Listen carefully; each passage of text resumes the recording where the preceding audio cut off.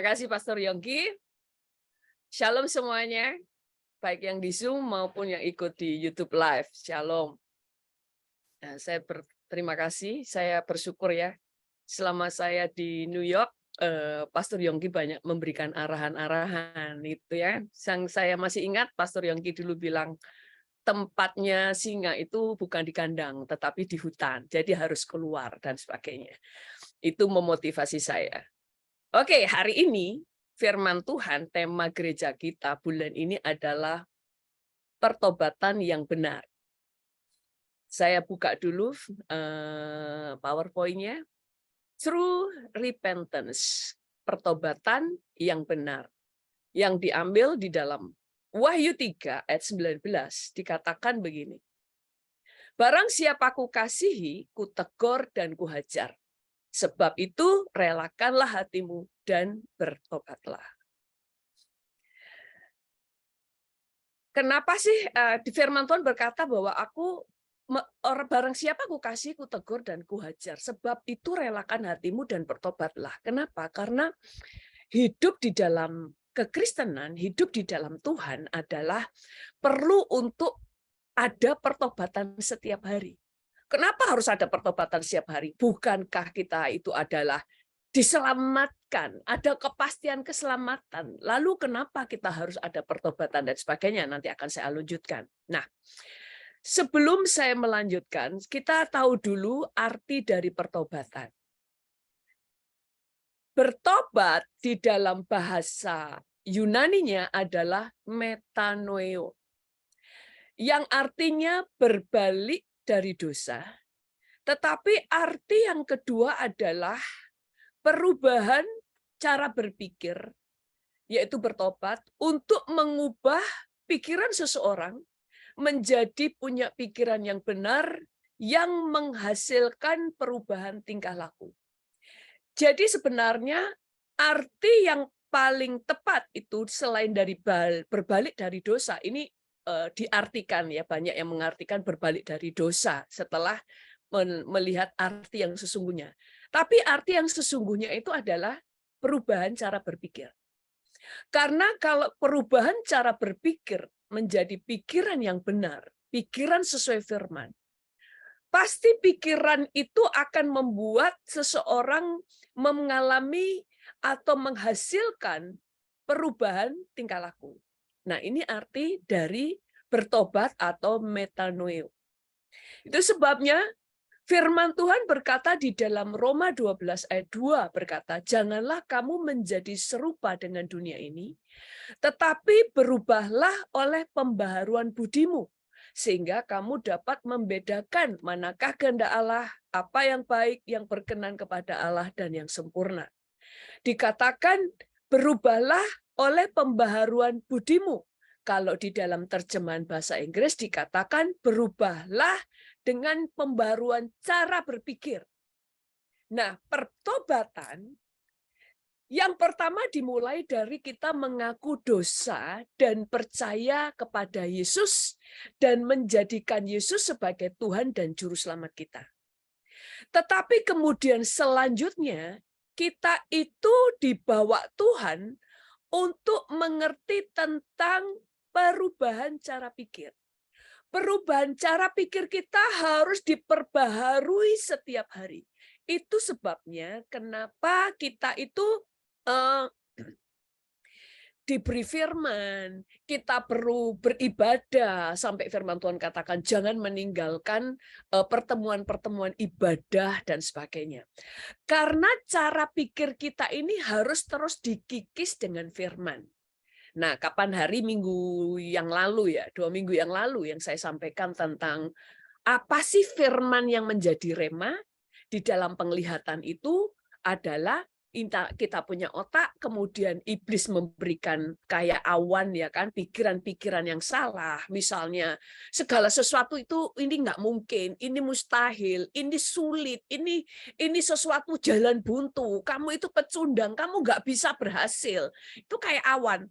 Waktu kita kemudian percaya, maka itu menjadi otak yang baru di atas otak kita. Ini ada otak yang baru, itu bukan otak kita.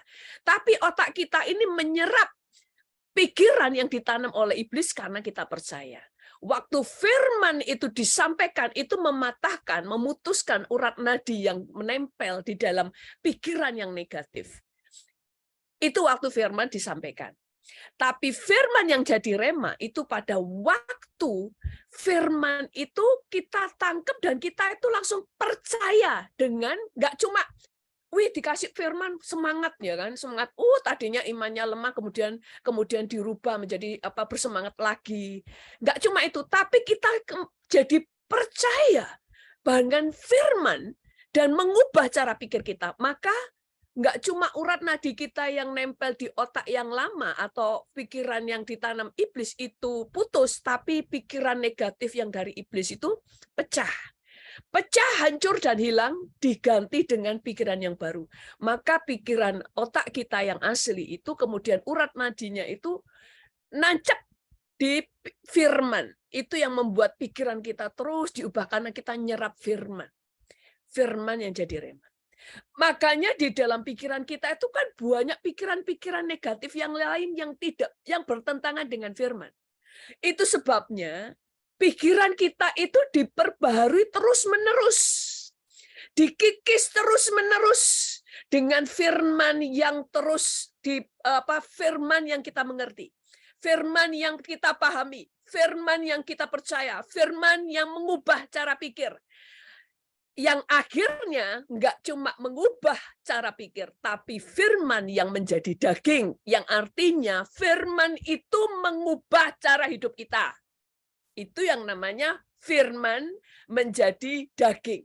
Yang kita lakukan itu adalah firman. Firman bukan hanya di pikiran, tapi sudah menjadi perbuatan. Itu adalah firman yang menjadi daging. Makanya begitu orang percaya menerima Yesus dengan Tuhan dan Juru Selamat, berikutnya, proses yang berikutnya adalah pembaharuan cara pikir. Karena kita ini walaupun di bumi, cara pikir kita harus berbeda.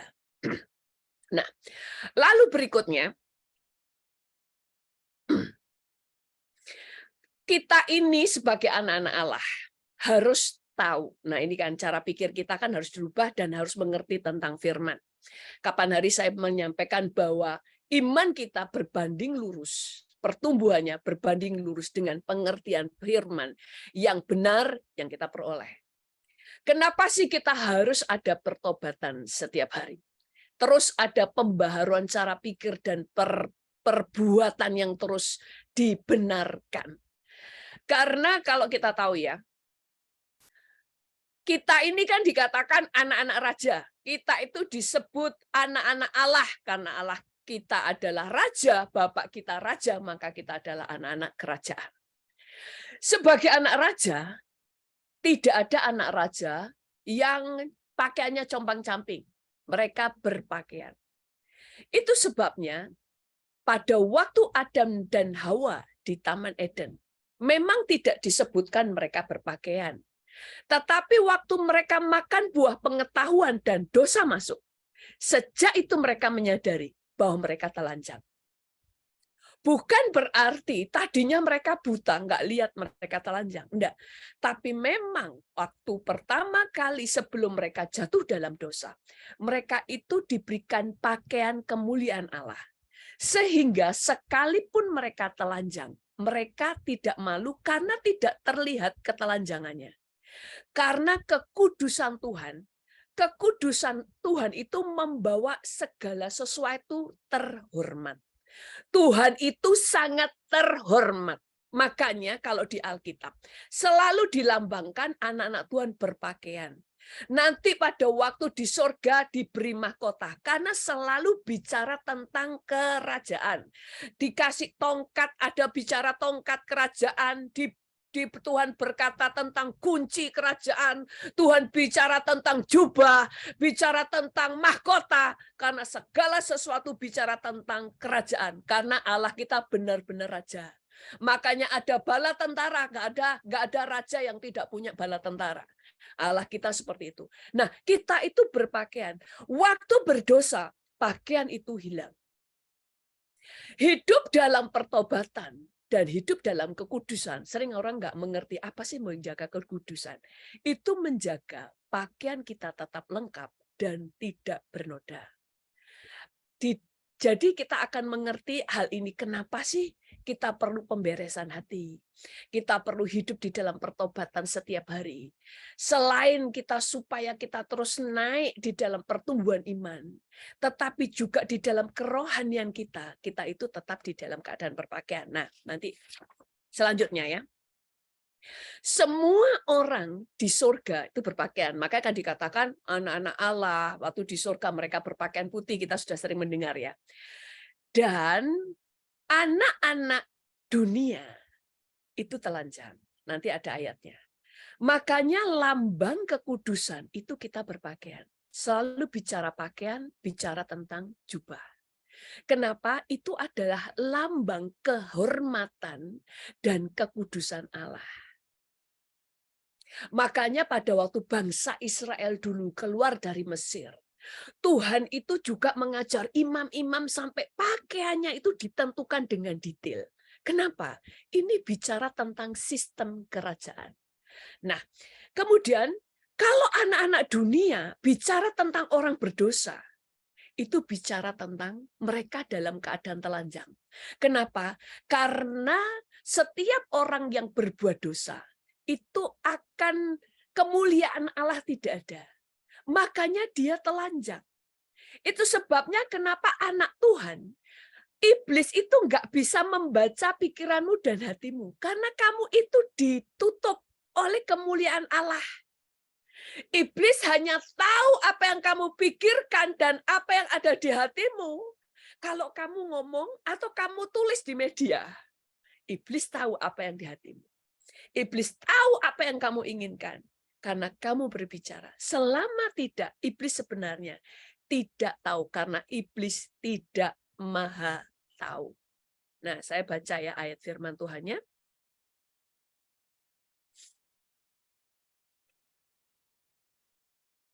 Ini pertama, aku bersukaria di dalam Tuhan, jiwaku bersorak-sorai di dalam Allahku. Sebab ia mengenakan pakaian keselamatan kepadaku dan menyelubungi aku dengan jubah kebenaran. Seperti pengantin laki-laki yang mengenakan perhiasan kepala dan seperti pengantin perempuan memakai perhiasannya. Dikatakan Tuhan itu menyelubungi dan mengenakan kepada kita pakaian keselamatan dan menyelubunginya dengan jubah kebenaran. Seringkali yang Tuhan katakan di dalam Alkitab ditulis itu bukan sesuatu yang cuma gambaran, tetapi itu benar-benar terjadi di roh, itu benar-benar terjadi bahwa kita ini berpakaian. Karena berbicara tentang kemuliaan Allah. Allah itu tidak akan mempermalukan anak-anaknya, makanya kita itu berpakaian. Ada banyak kesaksian orang-orang yang dulunya mereka dulunya perdukunan atau orang-orang yang dulu bisa melihat dengan indera indera keenam, itu mereka mengatakan beberapa kesaksian itu mereka berkata sebelum percaya Yesus mereka melihat anak-anak Tuhan itu berpakaian.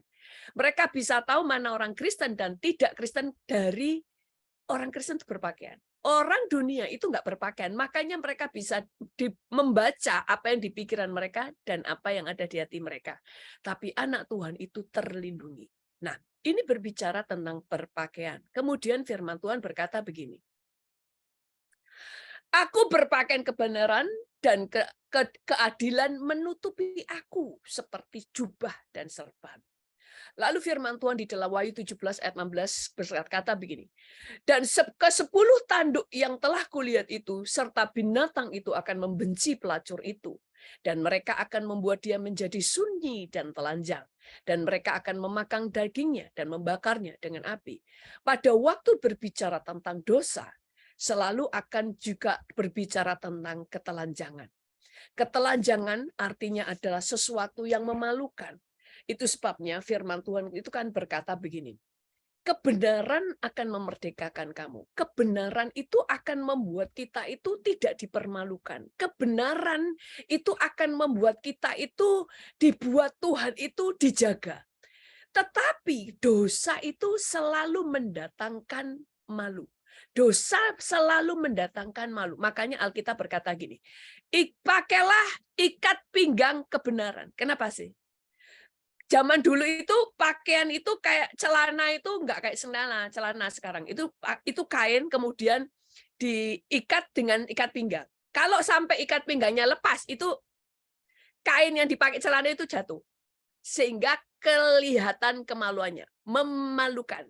Makanya dikatakan ikat pinggang itu kebenaran. Kalau kamu berbuat benar, kamu tidak akan pernah dipermalukan. Orang yang berbuat tidak benar, berbuat jahat, menipu orang, berbuat jahat kepada orang lain, berbuat dosa, pada waktunya pasti dipermalukan karena dia tidak memakai ikat pinggang kebenaran. Makanya senjata selengkap senjata Allah itu yang dikatakan ikat pinggangnya yang ikat pinggang kebenaran. Karena itu yang akan menolong kamu tidak akan terlihat ketelanjanganmu. Nah, di dalam kehidupan kita tadi dikatakan iblis itu atau orang-orang yang berbuat dosa pada waktu berbicara tentang dunia dan segala kejahatannya bicara ketelanjangan. Mereka semua tidak tahu malu dan mereka akan dipermalukan dengan apa yang mereka lakukan.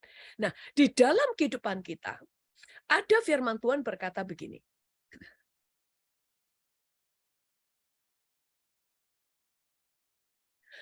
Lihat, aku, yaitu Tuhan Yesus, datang seperti pencuri.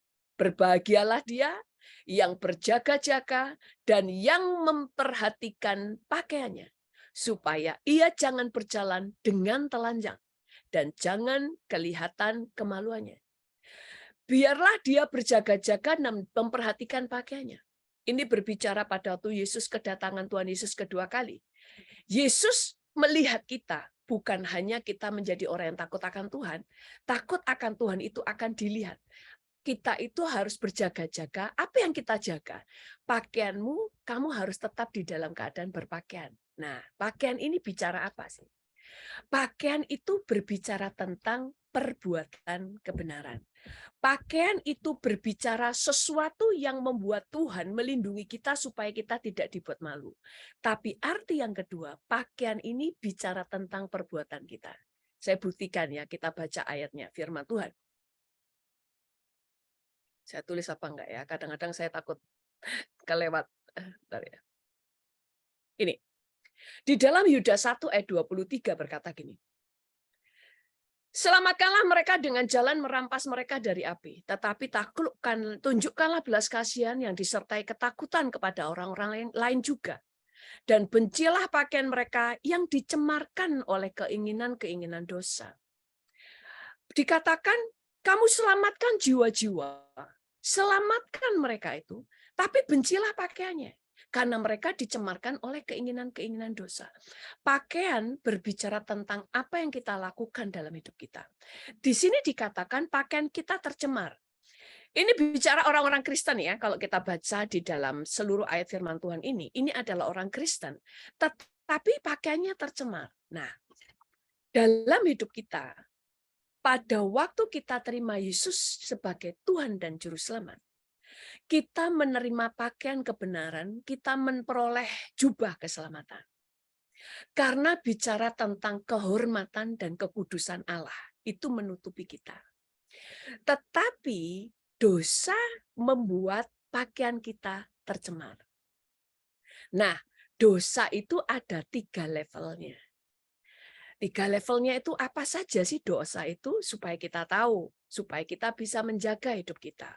Pertama, di dalam Yakobus 1 ayat 15 dikatakan, dan apabila keinginan itu telah dibuahi, ia melahirkan dosa.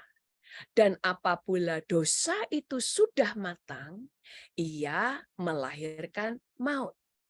Jadi dosa itu dimulai dari keinginan. Keinginan itu dibuahi, dia akan melahirkan dosa. Dan apabila dosa itu terus dibuahi, ia akan melahirkan maut. Nah, urutannya berarti 3 level dosa. Yang pertama dari keinginan. Makanya dari keinginan kita harus kuasai supaya keinginan itu tidak menjadi kita wujudkan di dalam perbuatan. Tapi kalau kita nggak menjaga, maka keinginan itu akhirnya akan terwujud menjadi perbuatan dosa. Nah, ini Tingkat pertama keinginan, level kedua berbuat dosa. Level ketiga, kemudian dia menikmati dosanya, tinggal di dalam dosa. Makanya di ayat yang ketiga inilah yang firman Tuhan katakan, mana ya? Oh, sudah nggak ada. Sebab jika kita sengaja berbuat dosa, sesudah memperoleh pengetahuan tentang kebenaran, maka tidak ada lagi korban untuk menghapus dosa itu. Seringkali kita itu dalam dosa, seringkali dari keinginan. Makanya Alkitab berkata, kuasai dirimu, jagalah hatimu. Firman Tuhan juga berkata, terus perbaharui pikiran dan akal budi. Kenapa? Supaya dari keinginan dosa itu, jangan sampai kamu kemudian mewujudkannya menjadi dosa. Nah, 3 level ini yang paling bahaya.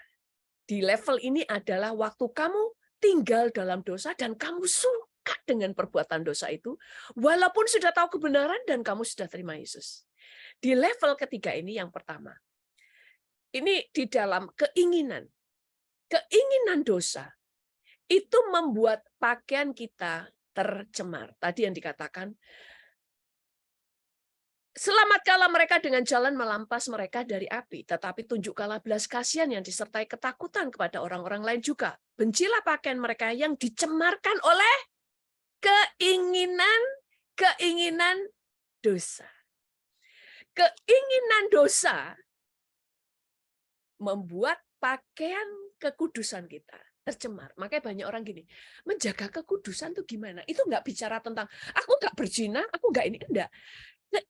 Keinginan dosamu membuat pakaianmu yang kudus itu tercemar. Makanya kita segera pemberesan dan bertobat, minta ampun kepada Tuhan. Iri hati, kebencian, ya kan? Itu adalah sebuah cuma dari pikiran, tapi cemar. Itu sebabnya di roh, orang yang berdosa itu kelihatan, saudara. Tidak ada yang tersembunyi terlihat dari pakaiannya. Di level yang kedua, itu tadi di level yang kedua adalah berbuat dosa. Mulai jatuh di dalam dosa. Dia mulai mewujudkan keinginan dosanya. Itu pakaiannya mulai terkoyak. Dan di 3, tinggal di dalam dosa, membuat pakaiannya itu hilang. Ayatnya ada nggak ya? Kayak nggak saya tulis. Nanti aja di ibadah yang kedua. Di situ dikatakan, pada waktu kita terus berbuat dosa, kamu menjadi telanjang. Makanya Alkitab berkata, pada waktu aku datang, untuk kedua kalinya ya maksudnya, kamu harus didapati tetap dalam keadaan berpakaian. Maksudnya gini, makanya kita harus hidup dalam pertobatan. Jaga hidupmu. Kita bisa jatuh, namanya kita masih manusia. Tapi Alkitab berkata, orang benar 7 kali jatuh, tapi dia bangkit lagi. Nggak sampai tergeletak. Maksudnya tergeletak gini. Suka dengan dosa yang sudah kita lakukan. Sudah tahu itu salah. Terus kita lakukan. Itu nanti masuk ke dalam level yang ketiga. Kamu akan kehilangan pakaian kemuliaan seperti Adam dan Hawa. Makanya terusir dari kerajaan, dari Taman Eden. Tapi kemudian kan mereka bertobat. Itu sebabnya yang dimaksud hidup dalam pertobatan. Dan hidup menjaga kekudusan adalah menjaga pakaianmu tetap bersih, pakaianmu tetap kudus. Jadi bicara kudus di sini nggak cuma saya nggak pernah berzina tuh, saya nggak kumpul kebo, bukan. Tetapi kekudusan bicara, engkau menjaga supaya pakaianmu tidak tercemar. Dan tema bulan ini adalah luar biasa, hidup di dalam pertobatan yang benar. Sehingga kita menjaga, baru di pikiran, cepat beresin.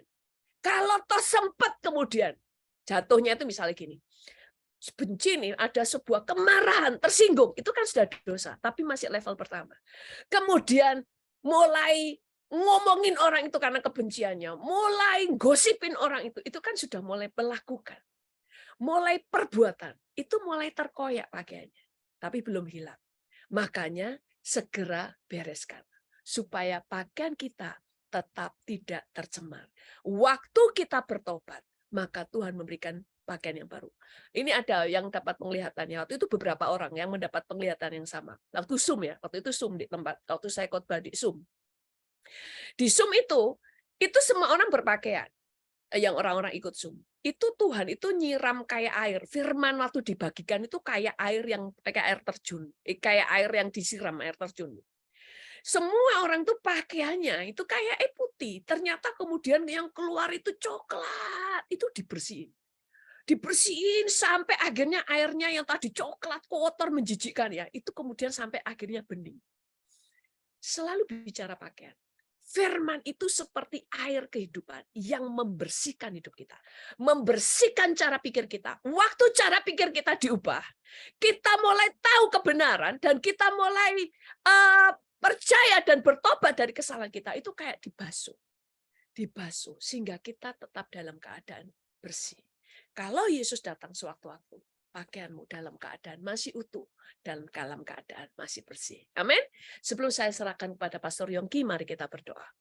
Tuhan, kami bersyukur kepadamu. Kami mau hidup kami tetap ada di dalam kehidupan pertobatan.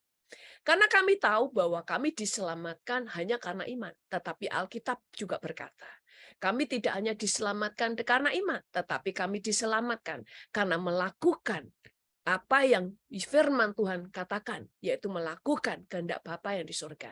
Tolong kami Tuhan sehingga kami menjadi orang yang semakin dewasa, membenci dosa dan mengasihi dan mencintai kebenaran.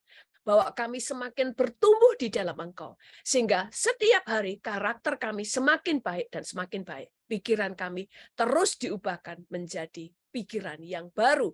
Sehingga perasaan dan pikiran kami selaras dengan pikiran Kristus. Terima kasih Tuhan, dalam nama Tuhan Yesus. Haleluya. Amin.